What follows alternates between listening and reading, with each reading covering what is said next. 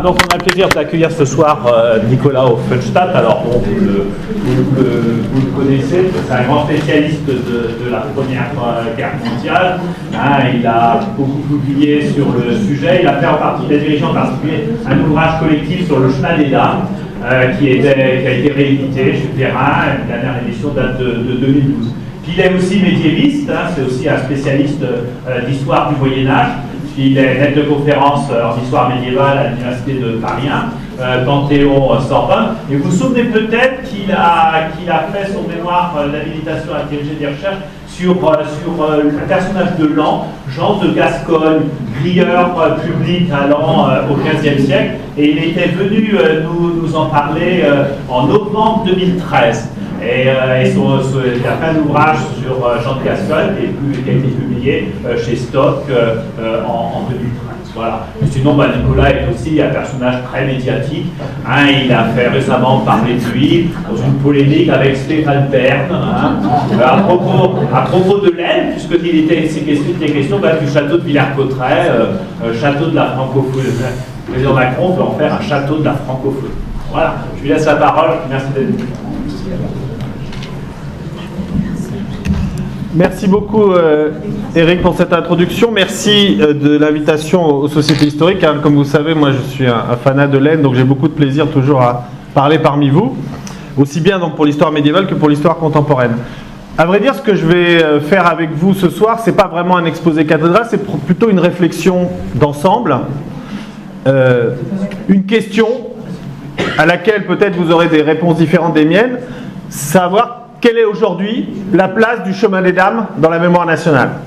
Et derrière cette question, en réalité, il y en a une autre, c'est qu'est-ce qui a changé depuis 30 ou 40 ans.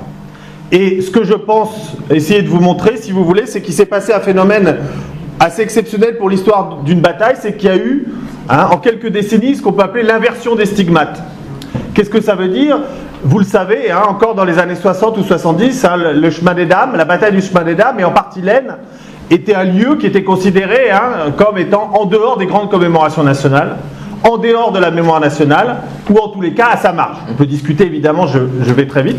Et ce qui m'intéresse, c'est le basculement qui s'est opéré en quelques décennies, qui fait que ce lieu qui était marginal dans la mémoire nationale, parfois même mis de côté volontairement, est à mon sens devenu central, et notamment depuis ce 16 avril avec le venu du président de la République, et à une nouvelle place.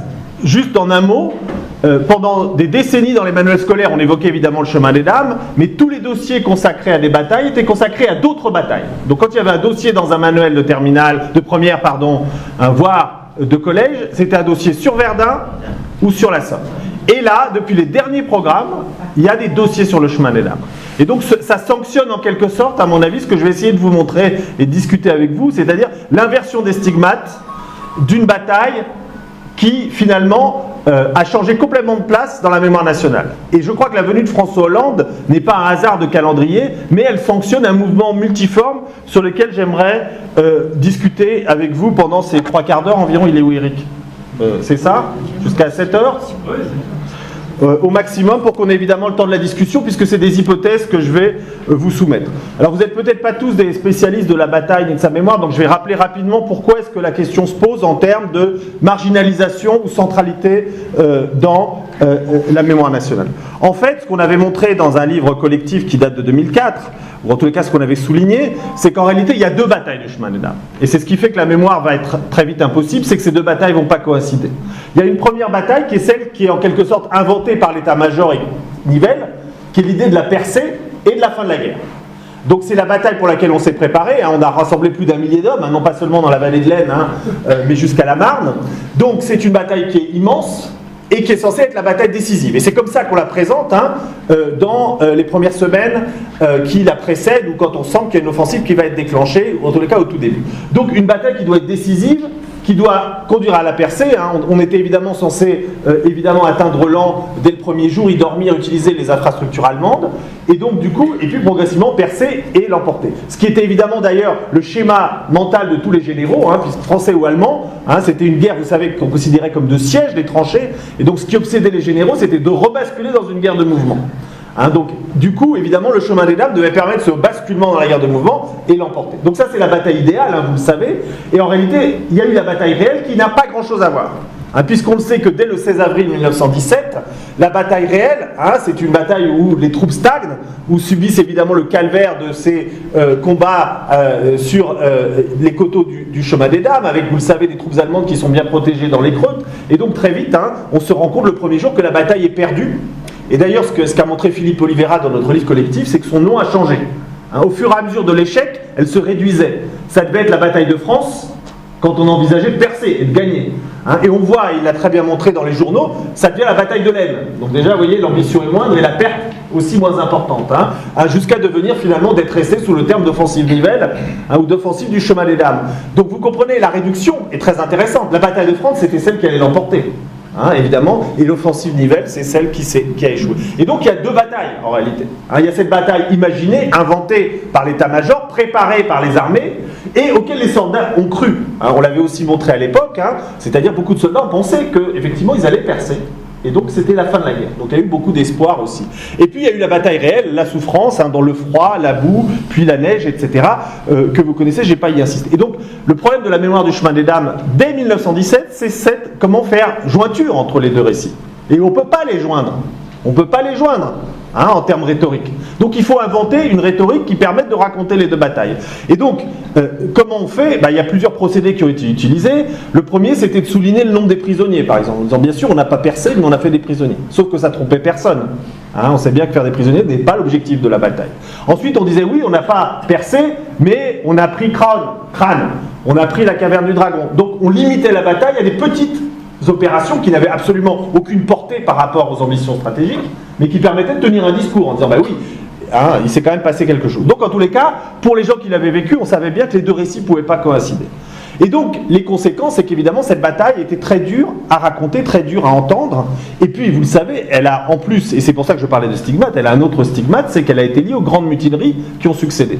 Donc non seulement c'est une bataille qui avait été un échec, non seulement c'est une bataille qu'on ne pouvait pas raconter, qui était irracontable à cause de cette impossible jointure entre le plan inventé par l'état-major et malgré tout soutenu finalement par le pouvoir politique et la réalité, et donc ce caractère irracontable en plus était renforcé par les mutineries, parce que c'était non seulement la bataille qui était un échec français, déclenché par les Français, mais en plus on l'a lié très vite aux mutineries qui n'ont pas eu lieu pour l'essentiel directement sur le chemin de dames, mais qui étaient pour beaucoup liées à la volonté de ne plus remonter au chemin des dames. On le voit dans les documents, les soldats qui se mutinent disent, notamment au moment où ils entendent qu'ils vont remonter à Lafaux ou à Crâne. Donc c'est l'idée de revenir sur le chemin des dames quand même qui motive les mutineries. Donc il y a quand même des liens qui sont compliqués, que les historiens ont beaucoup travaillé sur les mutineries depuis, j'ai pas le temps d'y revenir, mais donc vous voyez, elle a en plus ce stigmate supplémentaire. Donc ça fait quand même beaucoup pour une bataille à mémorialiser. Alors le résultat sur lequel je voudrais insister, c'est du coup que la mémoire du chemin des dames a été d'emblée marginalisée. Bien sûr qu'il y a des tas de choses qui ont été faites. Elle a été marginalisée dans la mémoire de la guerre, on peut dire dans l'entre-deux-guerres, et ça se mesure par la monumentalité. Vous connaissez pour beaucoup d'entre vous évidemment le chemin des dames et ses monuments. Et donc la première remarque qui est toute simple, c'est qu'il n'y a aucun grand mémorial national. Alors même que des batailles beaucoup moins importantes, comme en Alsace, le Hartmann-Willerkopf, qui est une toute petite bataille de 1915, qui rassemble quelques dizaines de milliers d'hommes, donc c'est rien par rapport aux millions du chemin des dames, et ben il y a un immense monument national, qui a été en plus fait par de grands sculpteurs. Bref, rien de comparable à Verdun, à Lorette, à la Marne, à Dormans, et même au Hartmann. Donc là, évidemment, c'est pas un hasard. Me semble-t-il, c'est lié évidemment à tout ce que je viens de vous décrire au stigmate. Et ce qui est intéressant, on pourrait dire, bon, ok, mais il y a quand même eu la fameuse chapelle de Cerny. Or, quand on regarde ce que j'avais travaillé, la chapelle de Cerny, vous vous rendez compte que d'abord la chapelle de Cerny, elle est très tardive, vous le savez, elle date des années 1950. Donc par rapport à tous les monuments qu'il y a à Verdun, à Notre-Dame de Lorette, à Dormans et ailleurs, c'est extrêmement tardif.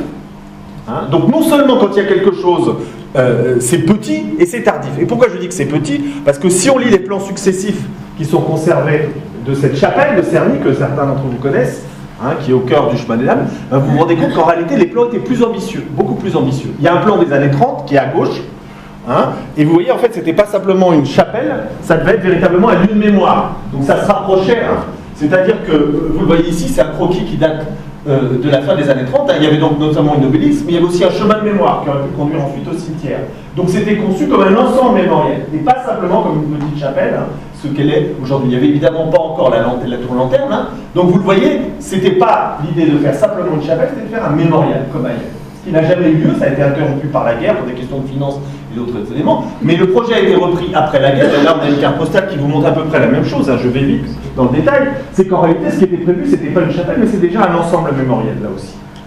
Qui là aussi n'a jamais été vraiment achevé, sous cette forme. Hein. Donc on était censé faire de Cerny un pôle mémoriel qui soit au moins comparable à ce qu'on peut trouver à Verdun, hein, ou à Dormant ou à Notre-Dame-de-la. Et en fait cela n'a jamais eu lieu. Donc non seulement il n'y a aucun grand mémorial dans toute l'entre-deux-guerres, mais en plus quand ils sont envisagés, les plans sont rétrécis progressivement par rapport aux ambitions. Donc vous voyez que là il y a évidemment un déficit mémoriel considérable. Hein. Donc si on se place dans les années 30, il y a un déficit considérable. On pourrait le montrer par d'autres éléments.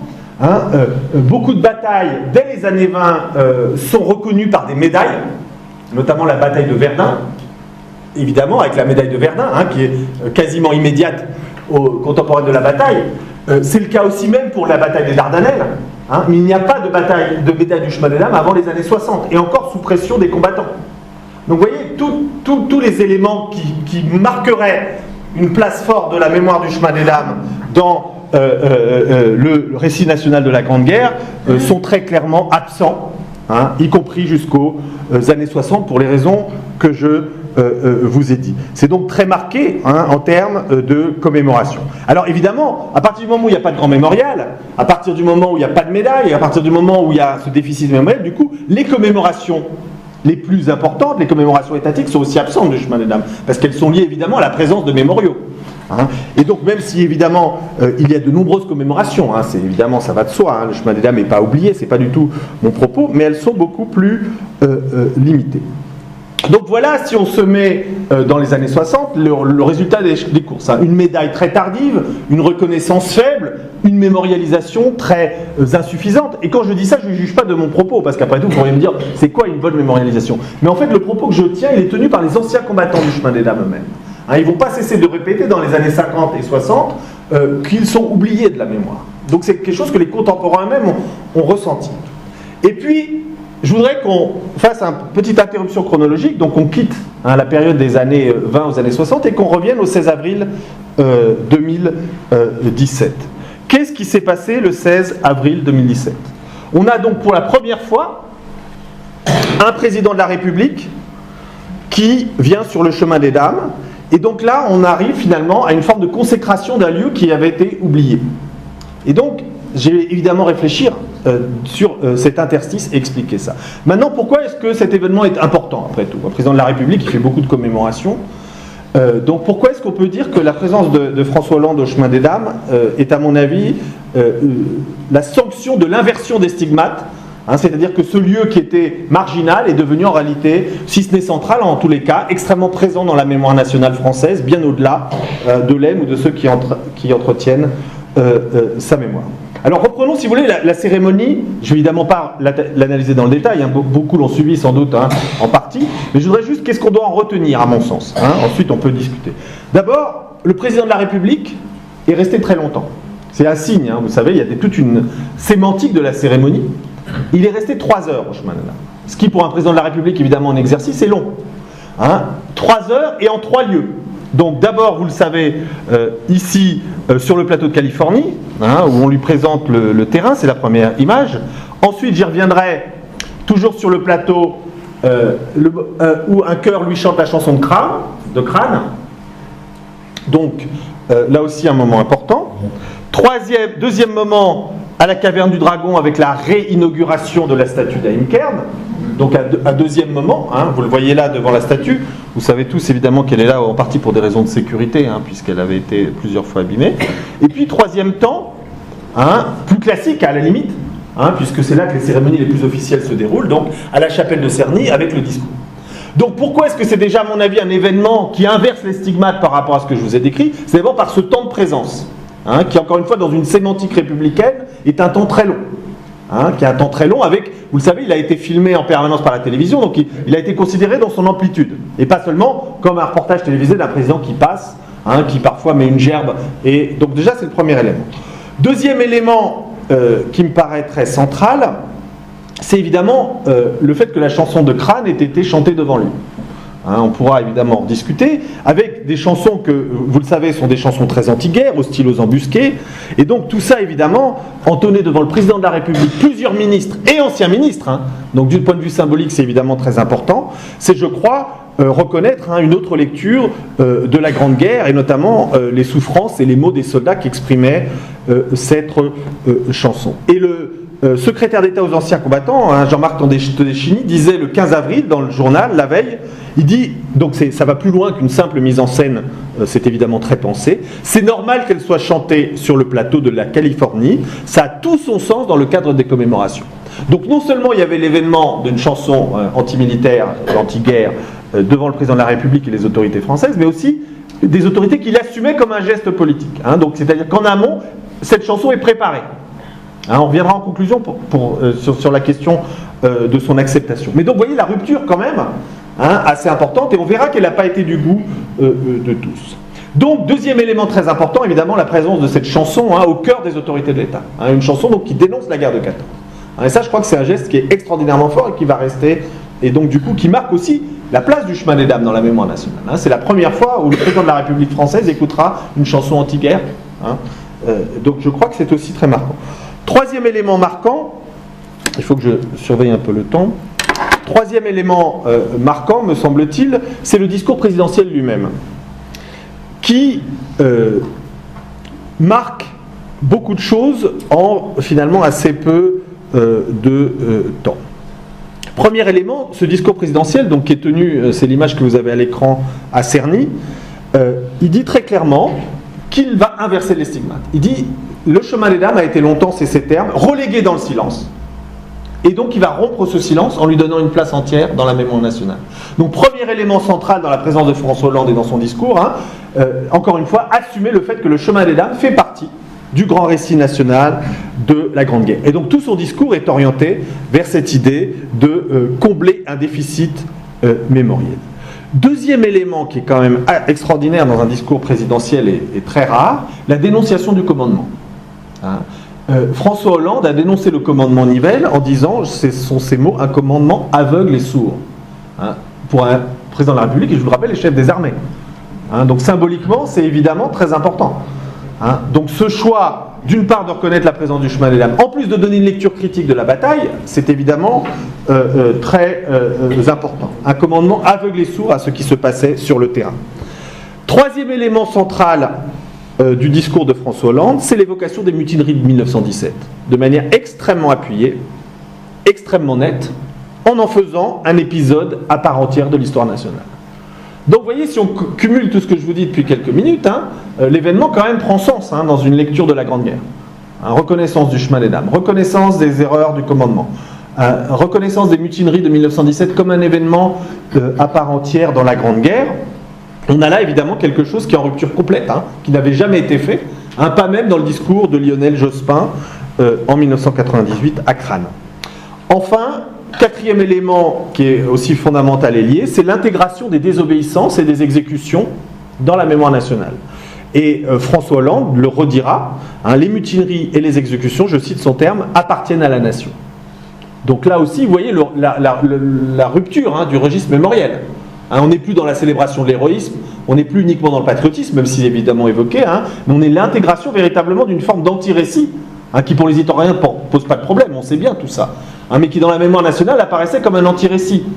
Ce commandement qu'on dénonçait, une bataille qu'on mettait de côté, des événements critiques, et tout ça est intégré, alors évidemment avec des nuances, avec des points de vue, et d'une certaine manière, ce qui est très intéressant, c'est que là aussi, ce n'est pas un discours de hasard, ensuite on pourra en discuter, j'en connais un peu la genèse, mais ce qui est intéressant et ce qui m'intéresse sur le plan institutionnel, c'est que c'est un discours qui est institué.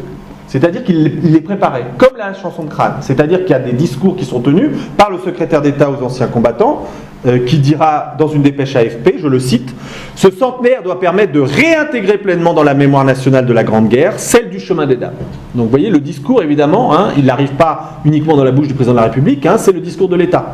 C'est le discours de l'État préparé et anticipé. Trop longtemps marginalisé, dit le ministre, et dans l'ombre de Verdun, de la Somme et de la Marne. En étant grand, évidemment, ici, ce que lui avaient expliqué les historiens sur la hiérarchie des batailles dans la mémoire nationale et que je vous ai dit en introduction. Donc vous voyez, le secrétaire d'État lui-même a préparé le discours présidentiel, dans cette dépêche qui circule dans tous les journaux, pour expliquer que ce qui va se passer, c'est bien ce que va dire Hollande, à savoir la réintégration du chemin des dames, trop longtemps marginalisé. Et vous voyez, Hollande dira relégué dans le silence. Donc c'est qu'ils assument l'historicité de la question. C'est ça qui est très intéressant dans ce discours. C'est pas seulement qu'ils le disent, c'est qu'ils s'inscrivent dans le temps long que je vous ai décrit, à savoir la marginalisation, qu'ils vont renverser par leur présence et par leur discours. Et donc, la question que j'aimerais discuter avec vous, et quand je dis discuter, c'est au sens propre, parce que je n'ai pas de conclusion, c'est finalement qu'est-ce qui s'est passé entre le temps de la chapelle de Cerny et François Hollande? Comment on en est arrivé là autrement? Comment est-ce qu'on a inversé les stigmates? Comment est-ce qu'aujourd'hui le chemin des dames fait l'objet d'un discours présidentiel? Comment est-ce que la chanson de Crâne finalement est chantée comme la Marseillaise l'était autrefois? Comment est-ce que le chemin des dames fait l'objet dans un manuel scolaire parfois d'une place égale à Verdun? Et c'est ça qui m'intéresse de comprendre avec vous maintenant. Ce sera l'objet de ma deuxième partie, après vous avoir présenté le cadre dans cette première. Et donc, comment on en est arrivé là? Et évidemment, en conclusion, on essaiera de voir si ce changement de paradigme, cette inversion des stigmates, est quelque chose de solide ou une conjoncture du centenaire. Alors, je vois quatre raisons. J'ai vu qu'il y avait des acteurs évidemment de cette histoire dans la salle, donc on pourra en rediscuter, mais je vois quatre raisons principales à ce changement et à cette montée du chemin des dames en quelque sorte dans la mémoire nationale qui remplace quasiment Verdun dans certains cas, et je vous montrerai que ça le remplace même très concrètement. On peut dire qu'en fait il y a quatre types d'acteurs qui ont contribué à ce que le chemin des dames soit devenu finalement un lieu de mémoire nationale. La politique locale dans l'Aisne, la politique commémorative, ensuite on pourrait dire les milieux culturels porteurs de mémoire et l'historiographie, dans un sens large, les historiens mais pas uniquement les universitaires, l'ensemble des gens qui écrivent l'histoire. Donc on a en fait quatre niveaux, l'État, les collectivités locales et la politique locale, la culture et l'historiographie. Et donc je voudrais qu'on mesure un peu ensemble ces quatre éléments. Donc commençons si vous voulez par le haut, en tous les cas, quel rôle a joué l'État dans la mise en mémoire du chemin des dames? D'abord, il est évident que pour comprendre ce rôle de l'État, il faut se rappeler quelque chose qui est très important sur lequel je n'aurais pas tant d'insister, mais c'est qu'on voit dans les années 90, 1990, à peu près partout en France, une montée de la mémoire de 14-18. C'est-à-dire que les années 90, c'est un temps, ça a été mesuré, je l'ai fait dans d'autres travaux, donc je vous résume ça extrêmement vite, c'est un temps où 14-18 vraiment est de plus en plus présent dans l'espace public national, à travers des livres, à travers des romans, à travers des films qui sont vus par des millions de spectateurs. Donc 14-18 devient une mémoire très partagée en France, et l'État évidemment le sent, et du coup accompagne ce mouvement, plus qu'il d'ailleurs ne le stimule. Et un de ces moments d'accompagnement, c'est évidemment les 80 ans 98, où on a décidé, et c'est très lié à ce que je vous disais sur la montée en puissance de la mémoire 14-18, d'inaugurer un certain nombre d'œuvres d'art qui vont être dispersées sur le front, et dont l'une d'elles est cette fameuse statue d'Aïnker qui va être inaugurée, comme vous le savez, sur le plateau de Californie, et qui va donner lieu à l'occasion de la venue de Lionel Jospin. Il faut se rappeler que lorsque Lionel Jospin vient à Crâne, il ne vient pas pour tenir un discours sur les fusillés ou pour parler de la guerre, il vient pour inaugurer avant tout une œuvre qui fait partie de la politique culturelle et commémorative de l'État. Donc c'est en quelque sorte à la pointe de ce mouvement, de redécouverte de 14-18, de vivacité de ce souvenir, à travers encore une fois les romans, et qui ne vont pas cesser de prendre de l'importance. Je vous rappelle qu'il y a de plus en plus de grands prix qui ont été donnés à des romans, les Goncourt, etc.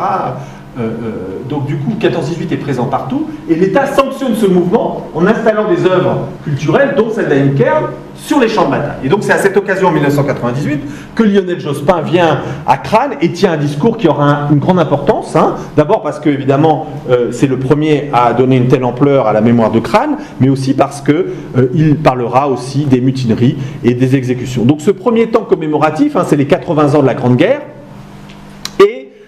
Ça joue déjà un premier rôle pour ancrer, je crois, une mémoire étatique dans la mémoire nationale. Pourquoi? Parce que vous le savez aussi, vous vous en rappelez peut-être, en 98, ça avait suscité un énorme scandale, les propos de Lionel Jospin.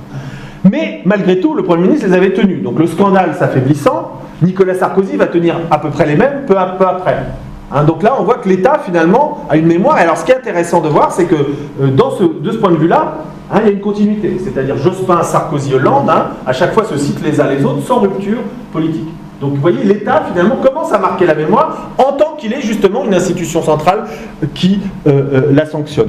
Et en ce sens, donc 98 était un point de départ, la polémique a permis d'ancrer le propos, Sarkozy a dit la même chose, Hollande dit la même chose, et il est probable que les présidents suivants diront à peu près la même chose. Donc, un élément très important, ce temps commémoratif qui est encore incertain. Hein, c'est pour ça que c'est encore une lutte. Par exemple, si vous regardez le livret commémoratif du ministère de la Culture qui est édité en 2007, donc cette fois pour les 90 ans, le chemin des dames n'est pas mentionné. Donc vous voyez, on est dans un moment d'étape il y a 10 ans, mais on n'est pas encore au moment d'aujourd'hui. Hein, le chemin des dames commence à faire partie des objets mémoriels possibles, mais n'est pas du tout sanctionné par la mémoire d'État que je vous ai décrit de 2017. Hein. Donc on trouve des tas de choses tout à fait inconnues hein, dans cette brochure du ministère de la Culture, des tas de célébrations nationales d'auteurs que personne ne connaît, mais il n'y a pas un mot sur le chemin des dames. Et donc ce qui est intéressant, c'est qu'en revanche ici, en 2007, c'est la mémoire locale qui va prendre le pas, parce que c'est quand même une des plus grandes cérémonies qui a eu lieu sur le chemin des dames, hein, et avec notamment un son et lumière, hein, ça s'appelait La Dernière Nuit, un spectacle d'embrasement en plusieurs lieux du chemin des dames. Donc il y avait tout un dispositif qui avait été mis en place par le Conseil général hein, et financé par lui, et vous vous en souvenez peut-être, c'était un immense événement, hein, jamais le chemin des dames n'avait été occupé. Pour ceux qui ont une mémoire, hein, il y avait des embouteillages sans fin, hein, on ne pouvait absolument plus circuler, donc c'était tout à fait exceptionnel par rapport à ce lieu dont tout le monde connaît la fluidité en général de circulation. Hein, et donc ça n'avait pas manqué évidemment de marquer. Hein, là on voyait que le temps commémoratif, 98 les 80 ans, 2007 les 90 ans, hein, avec là un relais, une articulation entre les autorités nationales et les autorités locales, hein, et la presse l'avait marqué, hein, 50 000 personnes sur le chemin des dames, ce qui est évidemment colossal, hein, jusqu'au bout de la nuit, hein, puisque c'était un spectacle sur lumière nocturne. Hein. Et donc là vous voyez comment les autorités hein, vont accompagner un mouvement de mémoire sur lequel je vais revenir, et donc vont jouer un rôle tout à fait central.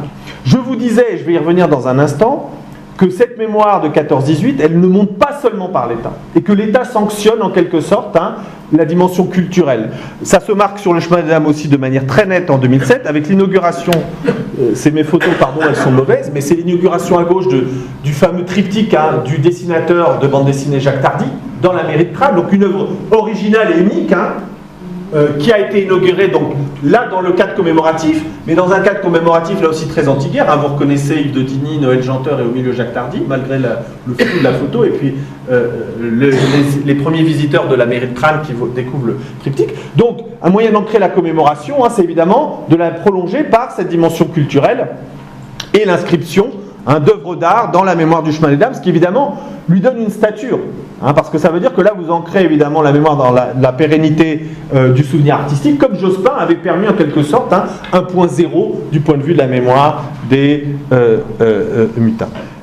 Par ailleurs, cette mémoire devient de plus en plus ouverte en 2007 avec l'inauguration d'une autre œuvre d'art que vous connaissez aussi à la Caverne du Dragon.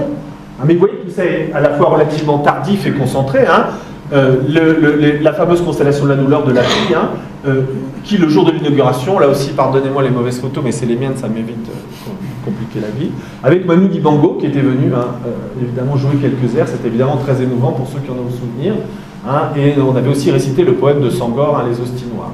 Donc vous voyez, ce temps commémoratif finalement joue un rôle quand même très important à un triple niveau.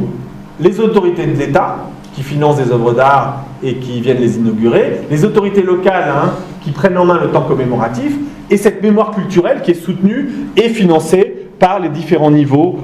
Et donc là, on a quelque chose qui est en train de se nouer. Donc il y a le temps commémoratif, le temps politique, hein, le temps public, hein, qui évidemment se marque à la fois par des cérémonies très officielles. Hein. Il y avait aussi une ministre d'anciens combattants qui était venue à Cerny, je n'ai pas le temps de revenir sur tout. Mais en tous les cas, c'est, je crois, un élément très important. Deuxième niveau, et ça aussi c'est très important parce que ça se voit moins au départ, c'est évidemment l'activisme local. Hein, c'est-à-dire tout un ensemble d'acteurs locaux qui agissent à l'échelle locale, mais qui progressivement vont préparer le terrain pour que les autorités publiques puissent se saisir de cette mémoire. Évidemment, on pense tous à Noël Janteur à Crâne, hein, qui a joué un rôle très important pour la mémoire, mais évidemment les historiens aussi qui l'ont préparé. Il y a Guy Marival ici qui en fait partie. Donc toute cette politique locale du souvenir, qui au départ n'a pas forcément beaucoup de visibilité, mais qui du coup permet d'articuler ensuite avec ce temps commémoratif national et ses politiques culturelles, de donner un ancrage beaucoup plus solide à cette mémoire qui sinon serait très évanescente sans l'ancrage local. C'est la rénovation en 1999 de la nouvelle caverne du Dragon, c'est la création de la mission, je crois, en 2002, puis la lettre du chemin des dames, tout ça s'institutionnalise en 2003, et puis évidemment, à partir de 2006-2007, j'ai passé l'image avant, c'est évidemment les fameuses marches qui vont devenir un rituel, finalement tout aussi important que les commémorations officielles. Ces fameuses marches de crâne qui ont lieu le 16 avril, le matin et le soir, et qui vont faire que donc la mémoire là s'ancre finalement dans une mémoire populaire et plus seulement étatique. Et donc du coup, c'est là où les autorités locales, passez-moi ce terme, où les politiques locales vont jouer un rôle très important, c'est qu'on va descendre du temps commémoratif officiel pour organiser et fédérer tout un ensemble d'activités mémorielles qui, autrement, évidemment, rendraient le lieu tout à fait insipide eu égard à la mémoire s'il n'y avait pas cet ancrage local. Donc, ce qui est intéressant aussi de voir, c'est que tout ça est relativement tardif finalement, quand même. Parce que si je vous resserre la chronologie, les principales institutionnalisations que je viens de vous citer, c'est 1999-2007, donc finalement dans un temps assez tardif qui correspond à toutes ces questions mémorielles difficiles du chemin des dames. En tous les cas, c'est le deuxième grand pôle d'acteurs, les acteurs locaux de la mémoire, qui vont permettre en quelque sorte, articulés avec le temps commémoratif et étatique, de produire cette mémoire. Troisième élément, évidemment les historiens, l'historiographie, puisque vous le savez, à partir du moment où on est dans un monde, et ça c'est intéressant, je n'ai pas le temps d'y revenir dans le détail, mais à partir des années 90, quasiment toutes les institutions culturelles commencent à se doter de conseils scientifiques.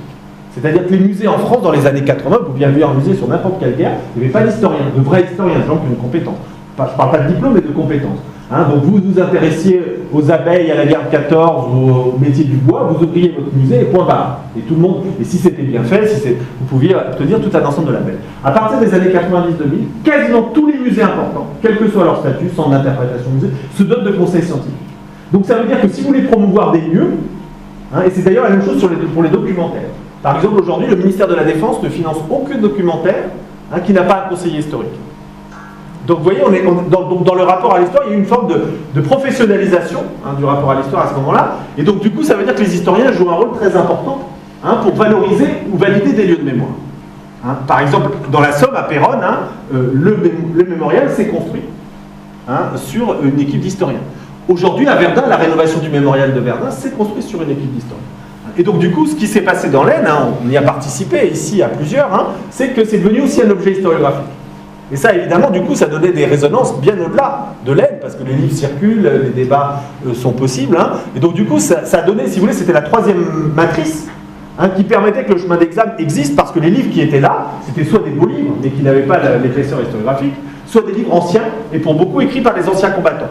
Donc, ils pouvaient être passionnants, excellents, mais ils n'avaient pas le statut de livre d'historien historiographique. Et donc le fait qu'on ait pu, à partir des années 2000, commencer à produire une historiographie sur le chemin des dames, ça a accompagné ce mouvement. Et ça lui a permis, évidemment, d'exister. Parce qu'encore une fois, aujourd'hui, il n'y a plus un lieu de mémoire de la Grande Guerre qui n'a pas une équipe d'historiens pour le soutenir. Ou en tous les cas, il est relativement marginalisé pour différentes raisons. Alors ensuite, il y a des rapports de force très différents. Ce n'est pas du tout la même configuration. Mais c'est évidemment la troisième matrice. Et la quatrième matrice, qui est sans doute assez originale, et qui moi me frappe, bon, le reste on voit bien, les acteurs étatiques, les acteurs locaux, les historiens, c'est qu'en réalité, le chemin des dames a été investi par les milieux culturels, les écrivains, les poètes, les intellectuels, les chanteurs, et il a commencé à occuper cette place qu'occupait Verdun auparavant dans la mémoire nationale. Et je vais vous le montrer. On pourrait le montrer dans la littérature, par exemple. On pourrait le montrer dans la bande dessinée. C'est-à-dire qu'il y a de plus en plus de romans, quand vous les lisez. Les romanciers, vous savez, ils piquent un peu ici et là quand ils construisent un roman. Et donc, de plus en plus, ils piquent des petites histoires au chemin des dames et de moins en moins dans Verdun. C'est la même chose pour la BD. Et je voudrais juste vous prendre une petite enquête que j'avais faite sur la chanson dans les années 2000. La chanson, mais toutes les formes de chansons, le pop, rock, rap, tout ce que vous voulez. Il y a un basculement qui fait partie et qui va permettre au chemin des dames d'exister aussi comme lieu, c'est que le chemin des dames est investi, pas toujours très profondément, par des chanteurs qui en font le titre de leur chanson. Et notamment, j'avais repéré dans un travail antérieur 23 groupes de musique qui ont fait des chansons sur 14-18. Alors ça va de tout, hein, je vous en mettrai quelques extraits, ça fera une petite pause musicale. Mais ce qui est assez fascinant, c'est que dans les années 2000, donc au moment où tout ça est en train de monter, hein, vous voyez, les années 2000, c'est la mission du Chemin des Dames, c'est le temps commémoratif de 2007, c'est toute cette convergence. Ben, dans les années 2000, la bataille qui est le plus chantée dans toute la musique française, c'est le Chemin des Dames, plus que Verdun. Donc il y a un basculement culturel, hein, alors que dans les années 60-70, rappelez-vous, il y avait Michel Sardou qui avait fait une chanson sur Verdun. Maintenant, les grandes chansons, elles s'appellent plus Verdun, elles s'appellent le Chemin des Dames. Hein, et donc du coup, il y a aussi un investissement, hein, et on y revient, je vous l'expliquerai dans un instant, mais je vais faire la pause musicale première, alors j'espère que ça va marcher. Et surtout, ce que je trouve intéressant, je vais vous faire écouter 3 chansons de 3 genres musicaux, un peu différents. Alors, d'abord, un groupe de métal, hein, qui s'appelle Paris Violence, qui est à mon avis assez marqué à droite, hein, pour vous dire qu'il n'y a pas uniquement le côté mutinerie, etc., hein, et qui a fait un titre qui s'appelle Le Chemin des Dames. Donc écoutez les paroles, hein, vous allez voir que c'est assez intéressant. Le titre s'appelle Le Chemin des Dames. Hein. Il y a 8 titres qui s'appellent Le Chemin des Dames dans les années 2000 par des groupes. Hein. Il y en a beaucoup moins sur Verdun, j'en ai retrouvé que 3. Vous voyez le basculement, vous le mesurez. Donc trêve de place à la musique pour quelques minutes.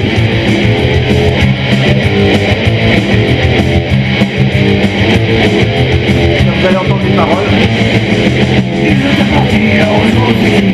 Reprends la tasse et la lorette, et sans tomber sous le feu de nuit.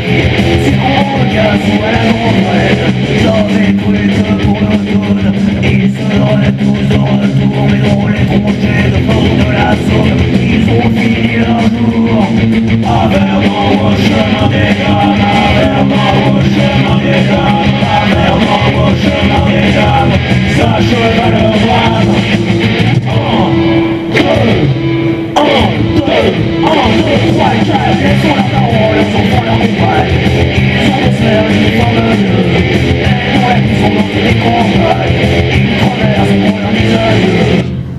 Donc, ce qui est intéressant, vous avez peut-être juste entendu au moins, hein, ils moururent au Chemin des Dames ou à Verdun, mais le titre s'appelle quand même Le Chemin des Dames.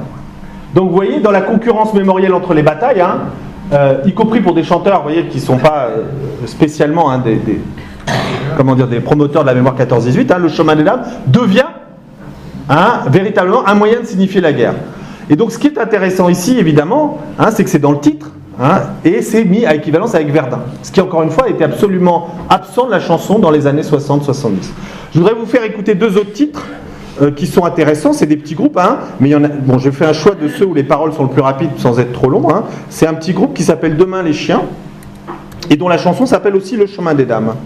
Et alors ce qui est intéressant, j'ai fait un interview avec l'artiste et il m'a expliqué qu'en fait, bon, le Chemin des Dames, ben, finalement, il n'en savait pas grand-chose, mais c'est ce qui lui paraissait le plus représentatif de la guerre. Donc ça renforçait mon propos. C'était pas un spécialiste, il n'était pas allé lire les récits comparés du Chemin des Dames ou de la Somme, hein, mais ça lui paraissait représenter la Grande Guerre. Je vais vous la faire écouter, elle est assez sympathique, hein, et j'espère que vous écoutez aussi les paroles. Au début, ça commence, d'ailleurs, vous allez voir que c'est très très ancré dans 14-18, dans la manière dont la chanson est conçue.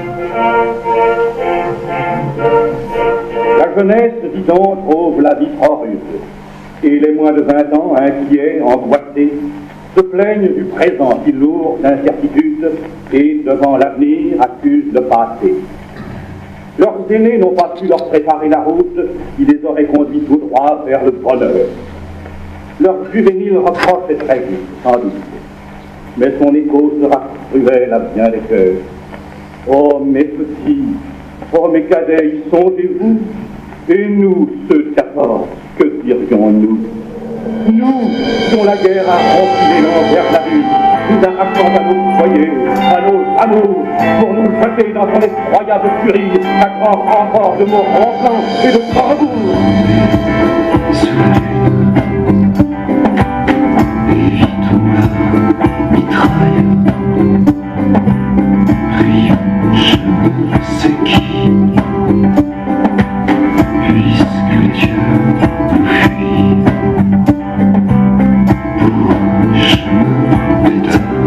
pour un chemin des dames, et puis que médaille, allons enfants, allons pour la patrie, allez.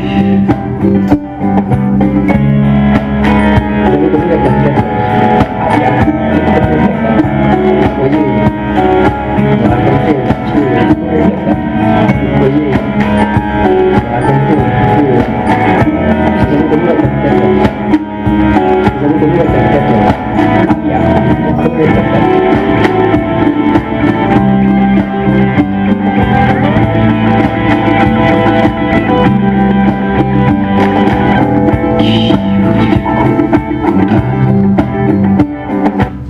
vais m'arrêter là parce que j'en ai une troisième. Donc vous voyez, en réalité, il ne parle pas tellement du chemin des dames en particulier. C'est la guerre de 14 qui est évoquée, à la mitraille, les médailles, etc. Mais elle apporte le titre, le chemin des dames.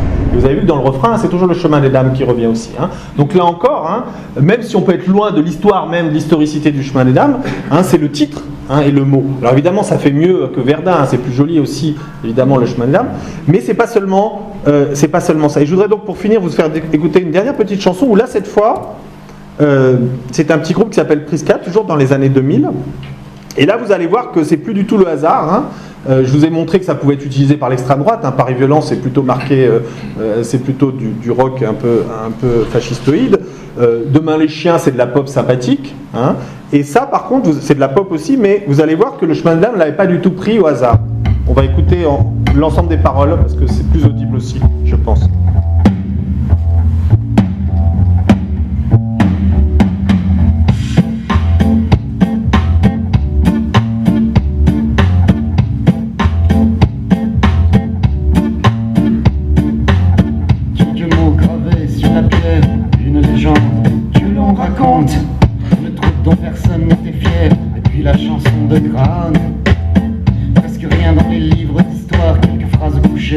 Sur du papier, un souvenir furtivement volé, tout se partit sous l'obus plein de gloire.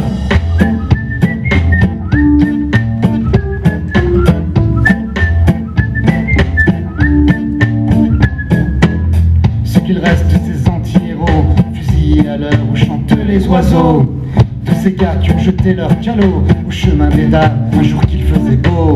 Qu'aurais-je fait si moi aussi on m'avait dit vas-y l'ami, va rejoindre la grande boucherie et trancher la crasse, ta fleur au fusil.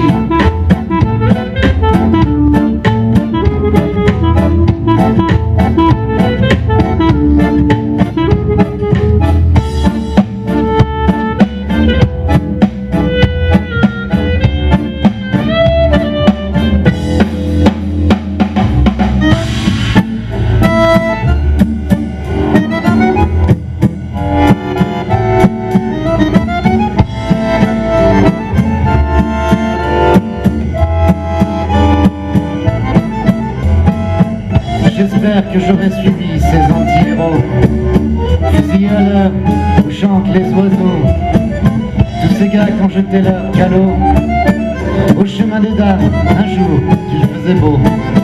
Mais peut-être que pris dans la tourmente, j'aurais tenu mon rôle bien comme il faut, un pauvre soldat dans une déferlante, j'ai un canon devenu bourreau.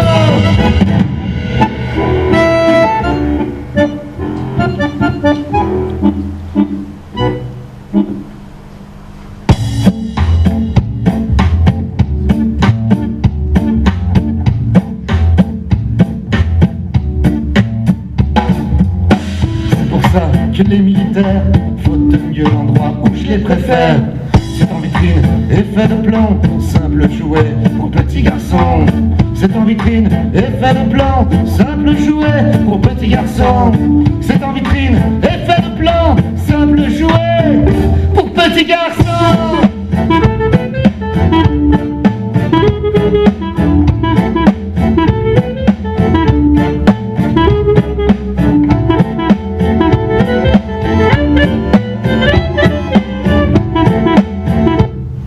Voilà, donc là vous voyez c'est très clair, hein, le chemin de l'âme n'est pas pris au hasard, hein, c'est le symbole évidemment de la boucherie de 14-18 et des soldats qui ont été fusillés, hein, fusillés à l'aube où chantent les oiseaux. Donc vous le voyez, cette présence culturelle du chemin des dames, hein, là est complètement déconnectée de tout ce qu'on a vu, hein, c'est tout à fait indépendant du temps commémoratif, c'est tout à fait indépendant du temps politique, hein, ou même de la temporalité locale, puisqu'on voit quand même dans certaines chansons, on a dit chemin des dames, mais après tout ça ne réfère pas tellement au chemin des dames topographique. Alors pourquoi ? Parce que je pense qu'en réalité, et c'est là où se nouent un petit peu tous les éléments que je voulais vous dire, c'est qu'en réalité le chemin des dames est devenu finalement le symbole de la souffrance des soldats et de l'expérience combattante. Et c'est pour ça que ces chanteurs qui ne sont pas des historiens, même si certains le sont en réalité, ils prennent le chemin des dames parce que beaucoup plus que Verdun, finalement, pour beaucoup des gens, c'est le symbole de l'inutilité de la guerre, de la futilité de la guerre, de ces offensives inutiles, hein, de ces soldats qu'on fusille, des mutineries. Donc tout ça se cristallise beaucoup plus dans la mémoire nationale dans les années 90 qu'auparavant. Et donc du coup, le chemin des dames, finalement, parle beaucoup au-delà de lui-même, et ce qui évidemment va lui donner une force.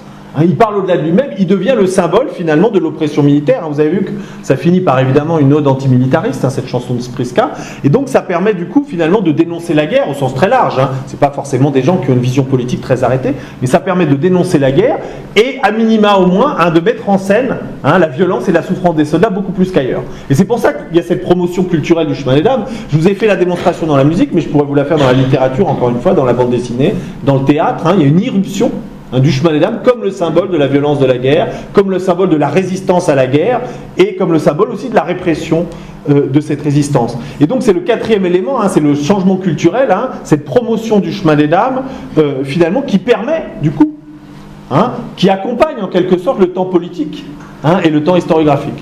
Et du coup qui donne aussi une aura beaucoup plus large, hein, parce qu'il va de soi que Tardy, hein, ou même beaucoup de ses chanteurs, hein, il y en a d'autres, hein, il y a une chanson d'un groupe qui avait été très célèbre dans les années 80 qui s'appelle Soldat Louis, hein, qu'ils avaient fait un tube, ça s'appelait Du Rhum des femmes, hein, c'était peut-être ça dit, voilà. Donc ils ont aussi fait une chanson qui s'appelle Le chemin des dames. Donc vous voyez, on quitte vraiment hein, le domaine de l'historiographie savante ou et donc du coup ça promeut aussi le lieu, même si encore une fois c'est pas le lieu topographique ici. Hein, à travers son nom, ça promet le lieu et ça permet d'arriver à ce 16 avril 2017.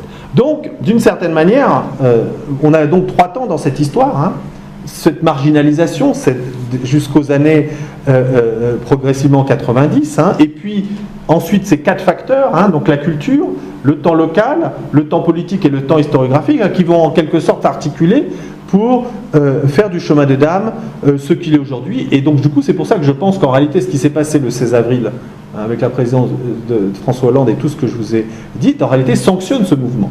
C'est pas simplement le centenaire qui fait que tout d'un coup hein, le chemin des dames évidemment est au centre, hein, c'est en quelque sorte la congruence des 4 mouvements que je vous ai décrits qui fait que le 16 avril est un véritable événement. Hein, 2017, un véritable événement parce que d'une certaine manière il va mettre en musique tout ça. Et d'ailleurs, quand je dis mettre en musique, je pèse mes mots parce qu'en réalité, les gens qui ont préparé ce centenaire, ils avaient ces 4 mouvements en tête. Donc il n'y a pas de déconnexion. Hein, c'est ce qui fait la spécificité française notamment, c'est qu'il y a une mission du centenaire qui est tout à fait en prise avec les artistes, avec les historiens, donc ils savaient parfaitement tout ça. Et donc quand François Hollande tient ce discours-là, il ne tient pas ça parce que son cabinet a décidé, tiens, on parle un peu des mutins, un peu de la patrie. Hein, il sait très bien ces mouvements. Hein, donc il les sanctionne. Hein, et la mission du centenaire les a mis en musique pour le président de la République, hein, à travers. Donc du coup, quand l'événement arrive, ce n'est pas un événement d'un temps, hein, c'est la congruence de tout cela.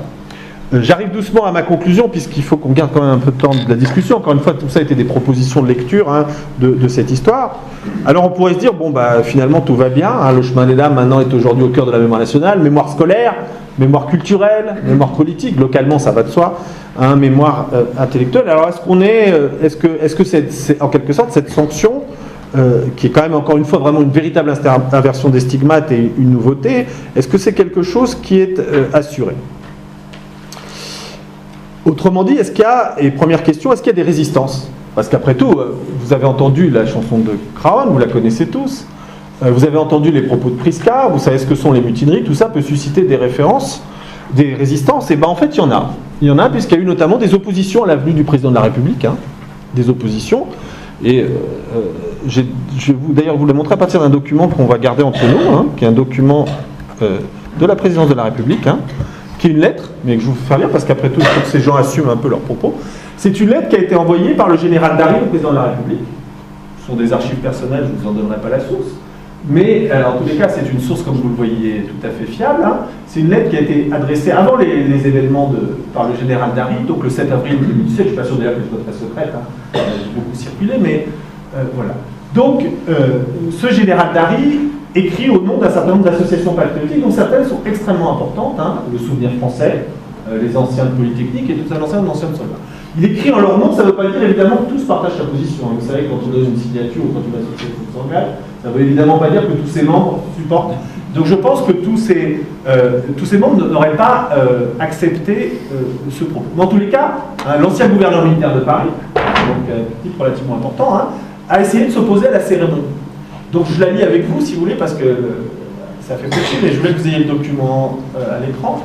Le Comité national d'entente, représentant plus de 50 associations patriotiques et d'anciens combattants, etc., a appris qu'une cérémonie présidée par le président de la République se déroula le 16 avril prochain, notamment à Crâne, pour rendre hommage aux soldats tombés au champ d'honneur durant les offensives de 1917. Cette cérémonie s'inscrit dans le cadre des manifestations du premier centenaire, etc. Elle s'inscrit donc dans la lignée des hommages aux morts pour la France qui sont rendus au cours de l'année 1917, marqués essentiellement par la reprise des offensives, etc.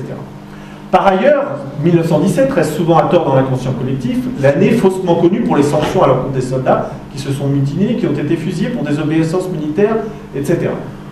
Alors ensuite, il explique un petit peu ce qui s'est passé, et donc la répression. Toutefois, ces actions, aussi tragiques fussent-elles, ont permis aux armées françaises et alliées de tenir sur le front et de remporter la victoire au prix d'un sacrifice humain exorbitant.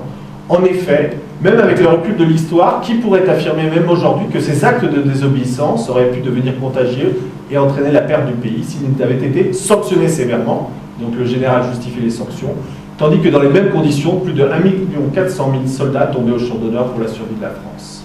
C'est pourquoi le Comité national d'entente tient à mettre en garde les autorités du pays, c'est très fort quand même, quand on écrit au chef des armées, si d'aventure on venait à mettre en exergue ces fusillés afin de les réhabiliter.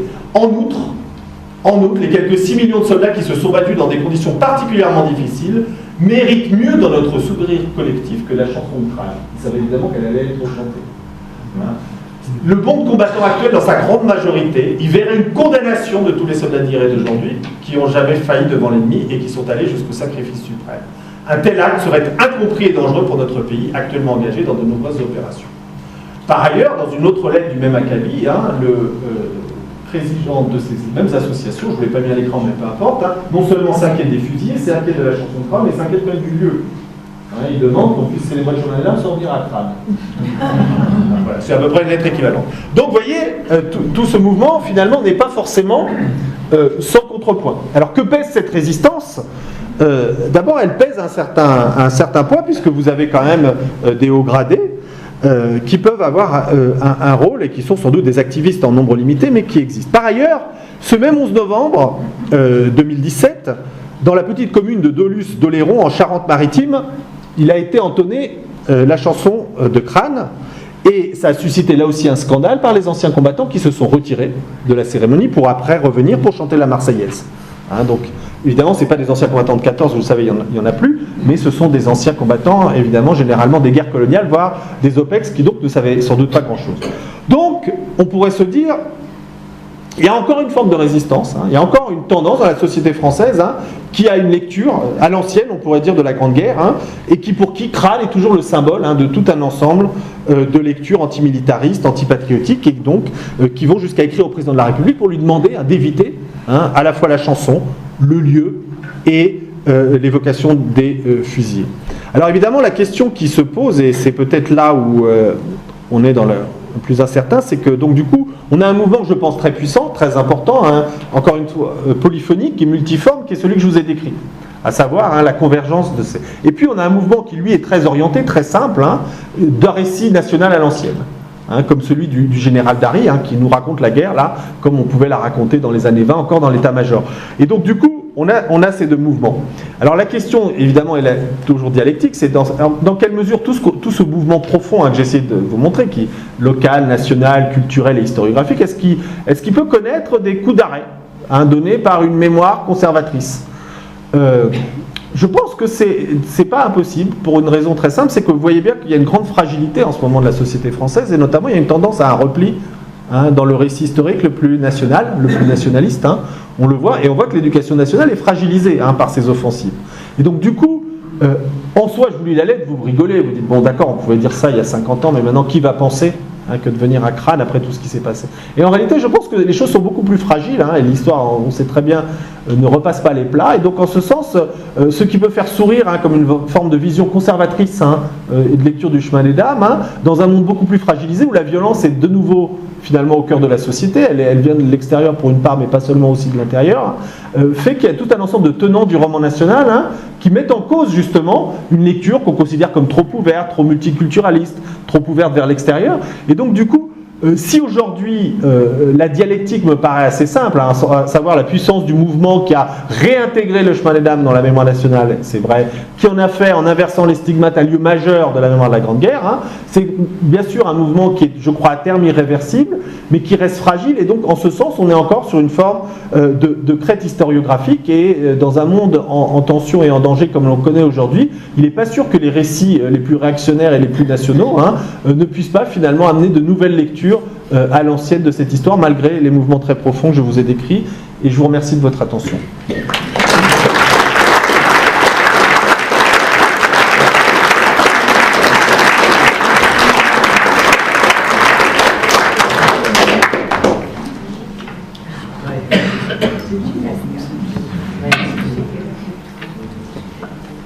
On a le temps de questions, monsieur le directeur? J'ai une question concernant les résistances. Est-ce qu'on a vu des résistances qui seraient plutôt d'un autre bord, dans le sens où là vous nous parlez de résistances plutôt militaires, plutôt à droite? Est-ce qu'on a vu des résistances qui seraient justement, qui voudraient aller à l'encontre d'une réappropriation par l'État? Enfin, je ne sais pas, je pense à des anarchistes qui prennent les mutineries et qui seraient contre l'État. Oui, alors il y en a une très forte, en fait, tout à fait, là, j'aurais pu le dire, c'est intéressant. Alors est-ce que c'est une contre-mémoire? C'est compliqué, mais c'est une très bonne question dans ce sens-là. C'est qu'il y a effectivement tout un ensemble de groupes de gauche, pas spécialement anarchistes, je pense qu'il y a pas mal, il y a des trotskistes, il y a des libres penseurs, il y a tout un conglomérat, en tous les cas, très engagé, qui considèrent que ce que l'État fait est insuffisant. Et qu'en réalité, il faut passer par le droit, et qui demandent la réhabilitation juridique des soldats qui ont été fusillés. Avec un paradoxe que, bon, c'est des gens avec qui je discute souvent, je ne suis jamais d'accord avec eux, mais je discute volontiers, ce sont des gens de bonne foi, hein, je pense qu'ils ont un vrai engagement. Et donc eux, ils demandent la réhabilitation de tous les soldats fusillés, quels qu'ils soient. Ça ne tient pas la route, à mon avis, pour plusieurs raisons, mais eux, du coup, se pensent vraiment comme une contre-mémoire. Et d'ailleurs, ils ont des contre-cérémonies. Hein, il y a des cérémonies aux monuments pacifistes, il y a des cérémonies pour les mutins, hein, il y a même, ils ont fait des tas de célébrations pour les mutins. Et donc du coup là ils ont vraiment de l'autre côté l'idée que l'État n'en fait pas assez, que c'est de la poudre aux yeux. Ce que l'État a fait à mon avis qui est très important, moi j'ai participé à rédiger le rapport qui a permis ça, il y a deux choses, c'est d'abord l'intégration des fusillés dans la mémoire, dans le récit du musée de l'armée, hein, ce qui était quand même pour moi un coup enfoncé quand même dans l'histoire nationale simple, parce que du coup le musée de l'armée c'est un des musées les plus visités vous savez à Paris, donc c'est quand même un des grands récits de la guerre tel qu'il est tenu en France. Et aujourd'hui les mutineries et les exécutions ont une place très importante dans cette muséographie. Ça c'est François Hollande qui l'a imposé à la suite du rapport qu'on lui avait remis. Et le deuxième élément qu'il a fait, alors ce qui est encore eu plus utile pour tout le monde, c'est de mettre en ligne tous les dossiers. Donc tous les dossiers de fusillés, même les pires injustices, les pires arbitraires sont en ligne. Donc vous pouvez regarder comment un type a été fusillé, comment on ne l'a pas jugé, comment les avocats étaient commis d'office, ne savaient pas le défendre, etc. Donc il y a eu quand même deux progrès qui sont ceux de l'État, hein, c'est de muséaliser les fusillés et de les donner la transparence de l'accès aux archives. Et ce que demandent ces militants, donc il y a des anards, mais encore une fois beaucoup de trotskistes et de libres penseurs, de gens de gauche en général, c'est qu'il y ait une réhabilitation juridique.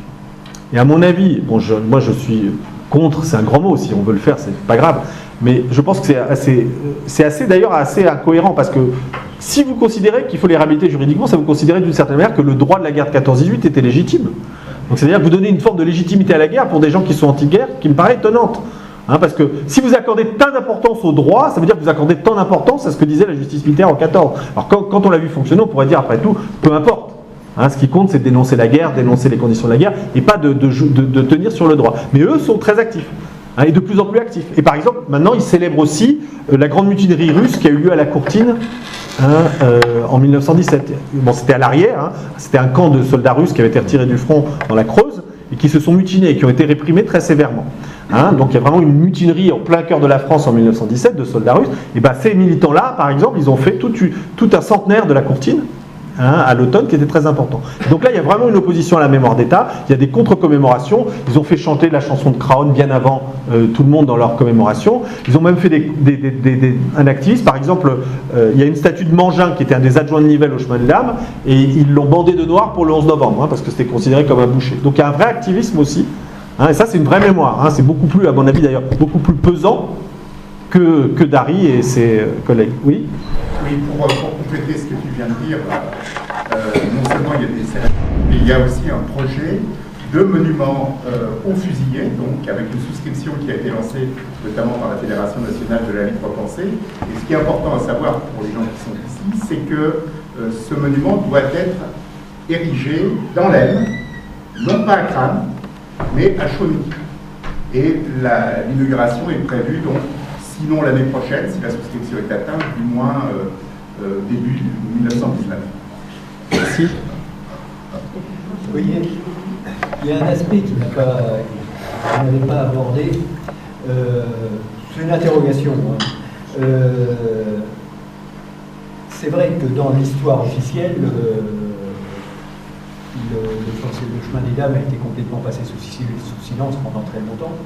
Mais est-ce qu'il n'était pas resté profondément ancré quand même dans les mémoires collectives populaires, et pas seulement de la région, mais de l'ensemble, je veux dire, des gens, et je pense un peu qu'on a tendance à considérer comme des témoins indirects de deuxième génération, hein, les personnes ne parlent pas tellement à leurs enfants, ils en voient peine, mais à leurs petits-enfants.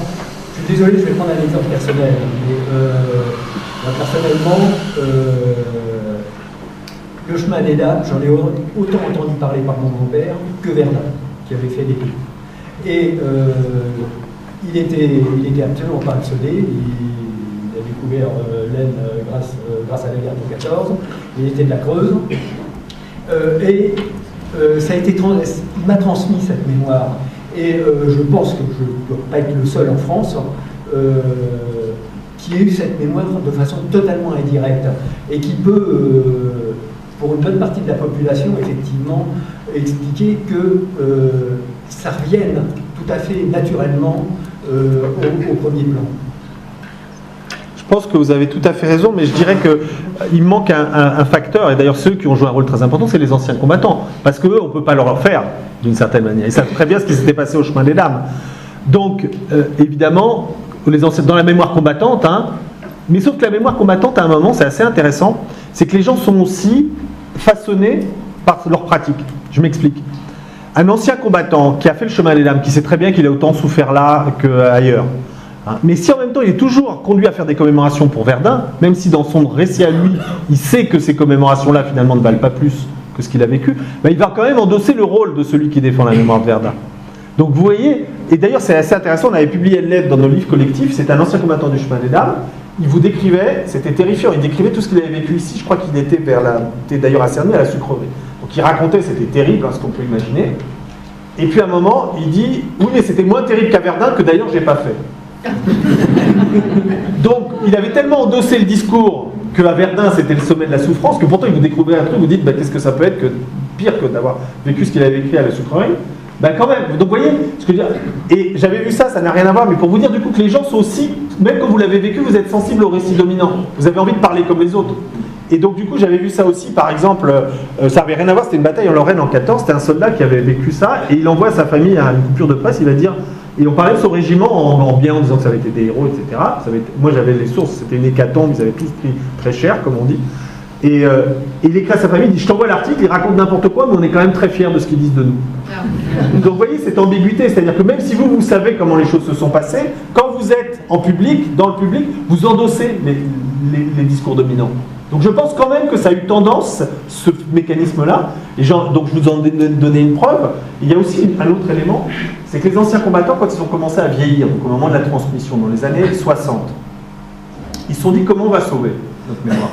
Vous savez, les années 60, c'est assez dur pour les anciens combattants, parce que c'est l'arrivée des générations de 68, hein, donc on n'a plus rien à foutre de l'armée, c'est le moment de l'antimilitarisme, c'est des luttes anti-tiers-mondistes. Donc les anciens combattants de 14, ça dit plus rien à un type qui est né en 45-50 hein, et qui a 18 ans 68. Hein. C'est l'époque évidemment où le gauchisme était très puissant. Donc 14-18 c'est renvoyé à tort, hein, parce qu'en réalité les anciens combattants n'étaient pas comme ça, mais c'est renvoyé au militarisme, au patriotisme, etc. On le voit bien. Hein, et donc il y a plein d'éléments. Et on voit les anciens combattants qui commencent à s'inquiéter, qui disent ce qui est en train de se jouer, on est en train de perdre notre mémoire. Les jeunes ne nous comprennent plus. Évidemment ils vieillissent, donc ils en parlent moins bien aussi, comme toujours, hein, tout va ensemble. Et donc du coup, il y a plein de textes d'anciens combattants qui sont très pathétiques, qui sont tristes, ils disent comment on va faire pour sauver? Puisque les jeunes nous méprisent, ils pensent qu'on est des vieux cons ultra-patriotique, ce qui pas vrai, beaucoup étaient pacifistes, mais ça passe pas, peu importe, et comment on va faire. Il y a un des éléments, à mon avis, qu'ils ont trouvé, c'est Verdun. Parce que Verdun étant un nom universel, ils ont dit on va se centrer là-dessus. Et c'est là qu'ils ont fait le mémorial aussi, pour Verdun. Ils n'ont pas fait sur le chemin des dames. Donc il y a quand même eu une stratégie aussi de beaucoup d'associations d'anciens combattants, de dire avec le nom de Verdun, on va sauver notre mémoire, plus qu'ailleurs. Donc du coup, vous voyez, ça fait tout ça, même si c'est pas du tout en contradiction avec ce que vous dites, il peut y avoir des mémoires souterraines, familiales, mais du coup, publiquement, ils sont quand même obligés de se soumettre un peu à un récit dominant, qui est celui de la mise en exergue de Verdun. Et d'ailleurs, vous avez tout à fait raison, c'est que je pense que beaucoup de ces chanteurs, en fait, le chemin des dames, ils n'ont pas découvert forcément dans les livres, c'est des trucs qu'ils ont entendus chez le grand-père. Je cherchais une chanson d'ailleurs quand vous parliez, mais je ne l'ai pas retrouvée, d'un petit groupe marseillais qui est très belle chanson. On n'est pas connecté ici, toujours pas. Jean-Christophe, il n'y a pas de connexion? Wi-Fi? Non, toujours pas. Bon. Alors, je ne sais pas si je vais la retrouver.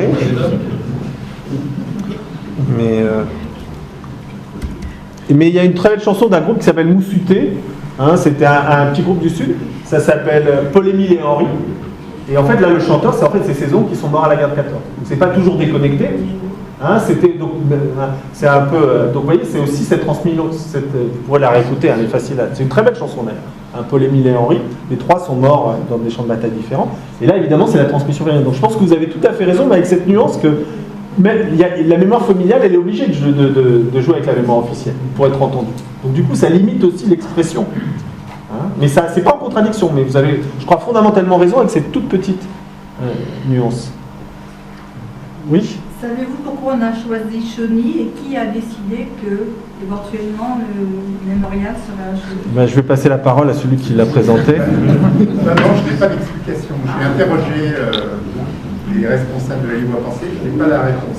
Mais oui, c'est vrai que ça peut paraître curieux. Sauf avec éventuellement les élus locaux qui peuvent soutenir. C'est quand même un élément toujours important. Chauny, c'est quand même plutôt des municipalités de gauche, toujours? Non, ça a changé? Bon, enfin, il y avait quand même une tradition. Bon. Oui, j'ai vu un autre. Oui? Je voudrais simplement souligner que la prise de conscience du chemin des dames a été largement préparée localement, et notamment, je souhaite un petit peu qu'on souligne le rôle qu'a joué le Conseil général de l'Aisne et ses présidents successifs, notamment dans les années 90. Je me souviens fort bien que jusqu'aux années 80, il y avait un véritable étouffoir sur le chemin des dames. Il y avait la chapelle, certes, il y avait aussi l'UNC, l'Union nationale des combattants, plutôt marquée à droite, et qui ne souhaitait absolument pas que l'on évoque l'histoire du chemin des dames autrement que, comme continue de le souhaiter, un certain nombre de hauts gradés, même du cadre de réserve. Donc, je voudrais simplement souligner les années 90, pour les avoir moi-même vécues et y ai participé d'une certaine manière en tant qu'universitaire détaché auprès du Conseil général pour travailler sur le tourisme et la mise en valeur du chemin des dames. Ça s'est fait sur je dirais, une dizaine d'années. Et notamment au début des années 90, Paul Giraud, qui était le président du Conseil général, qui était caché à droite, a accepté l'idée d'inscrire le chemin des dames comme un des éléments forts du schéma départemental de développement touristique. Ça a été un élément clé. Et je me souviens d'avoir, à ce moment-là, avec mes étudiants, commencé à travailler, et on avait fait une étude de préfiguration, ou de préfaisabilité plutôt, d'un aménagement sur le chemin des dames qui a abouti finalement à la création, enfin à la transformation du petit musée traditionnel que vous avez tous connu, pour les plus anciens en tout cas, au chemin des dames, et le jalonnement qui va de la Faux jusqu'au monument des chars d'assaut. Et ça, alors, comment ça s'est fait?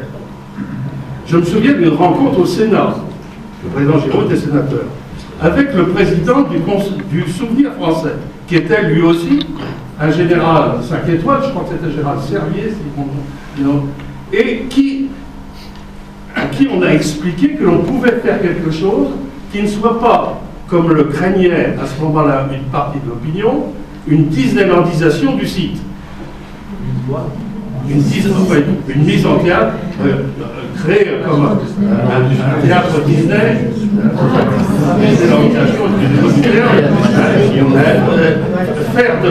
faire de ce site une espèce de cirque, disons, et là, lorsqu'on a convaincu Gérald Servier que effectivement nous allions rentrer dans une démarche scientifique et respectueuse tant de l'histoire que des lieux, ils ont accepté. Mais c'était le début des années 90, c'est vrai que le poids des anciens combattants était moins lourd, ils étaient plus prêts, manifestement prêts à accepter les choses. Et alors c'est là que les choses se sont faites. Puis ensuite, le département a pris les choses en main, a mis en place l'aménagement du chemin des Dames, bénéficiant d'ailleurs, entre parenthèses, de fonds européens importants liés à la contraction, à la création d'un fonds destiné à aider les régions qui perdaient leur régiment, après la fin de la guerre froide, n'est-ce pas? Et les choses se sont passées comme ça. Et ensuite, alors ce qui est intéressant, c'est que il y a eu changement politique dans cette décennie, puisque au président Giraud, avec une majorité de droite, a succédé une majorité socialiste, avec le président Baglor, et surtout le président Toutki, qui est resté toujours. Et les opérations se sont faites comme ça. Donc on a d'une certaine manière préparé les choses, d'autant plus que sur le plan local, bon, il faut quand même rendre hommage au rôle qu'ont joué des gens, comme vous l'avez fait, comme le maire de Crâne, conseiller général.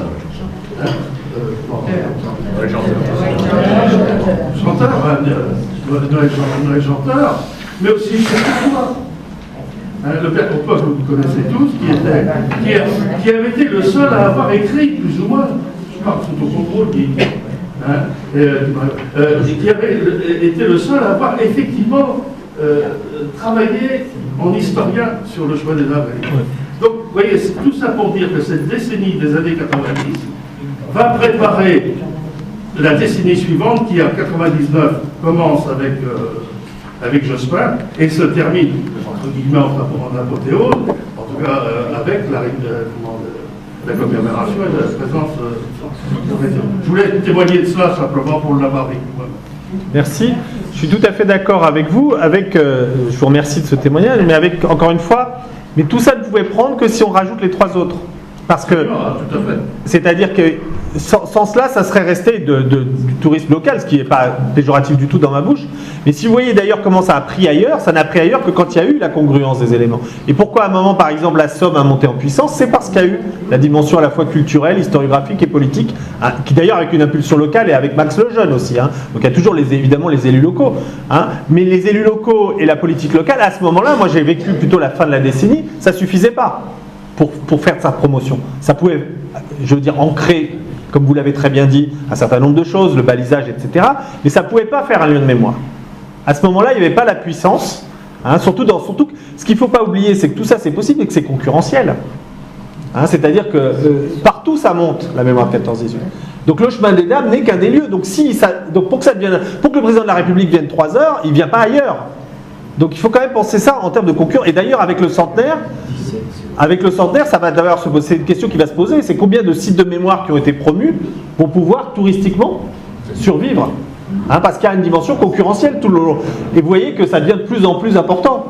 Hein, il y a des musées, il y a eu le musée de Meaux, il y a le musée de l'Arpanne, il y en a d'autres qui sont prévus.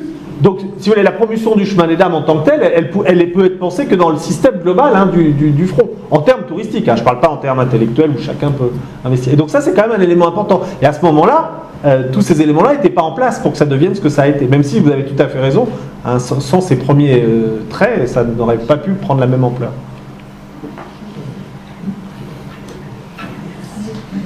Oui. Est-ce que le général de Gaulle n'est pas venu au chemin des dames? Ah, c'est une... on a un des spécialistes à la fois de son arrivée et de son départ qui est...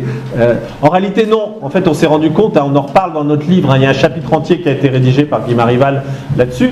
En réalité ça a été un faux, on a inventé une visite de De Gaulle au chemin des dames mais qui n'a jamais eu lieu. Oui, enfin, c'est la visite, pas la visite de Gaulle, la rencontre. Avec Adenauer, oui. Avec Adenauer au cimetière de Cerny. Bien sûr, De Gaulle... Une invention, une affabulation. Et vous avez le... Mais en revanche, De Gaulle est quand même venu au chemin des dames, puisqu'il est venu à Cerny en 1951, comme il était venu d'ailleurs quelques heures avant à Berry-au-Bac au monument des Chars.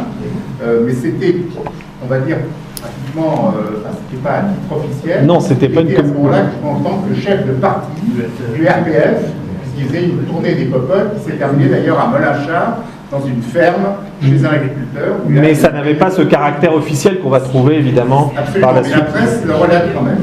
Oui, oui. Il est accueilli d'ailleurs à Bruyères par le maire de l'époque, qui n'était pas encore moi, qui s'appelait Gaston Vendôme.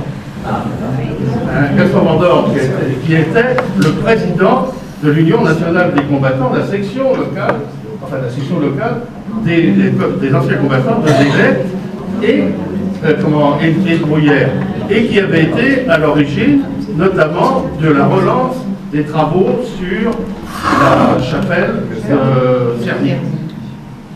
On peut raccrocher un certain nombre de choses comme